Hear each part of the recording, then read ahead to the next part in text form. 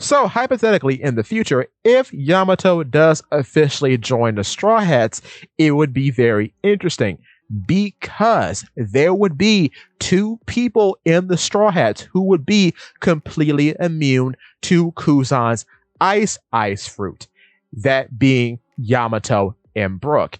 We know this to be the case for Brook because, first of all, he, like Yamato, has the power of cryokinesis, but in controlling ice and generating ice, Brook is completely immune to cold because in chapter 661, when the Straw Hat crew on the freezing side of Punk Hazard jacked the centaurs for their coats, Brook, unlike the rest of the Straw Hat members at that time, doesn't get a scene where he is freezing. Then, in the following chapter, Usopp actually questions him about this, saying, "You don't have any skin, how can you feel cold?" Brook retorts saying, "I do have feelings," meaning the question more so hurt his pride than anything else, which means he doesn't feel the cold. Therefore, based on that and based on the fact that he actually generates ice, it's very likely that he can't be frozen or he can't feel cold at the very least.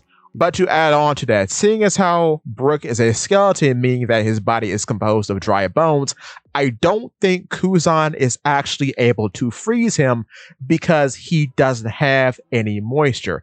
If he is able to freeze Brook's body, Brook could just astral project and freeze Kuzan right back, potentially, seeing as how we don't actually know if Brook's soul can bypass Kuzan's Logia regeneration. But to continue with Yamato, she most likely has complete immunity to ice altogether, as she has a defensive maneuver in which she covers herself in a skin of ice, and two, can actually breathe ice. She has ice breath, much like Kuzan.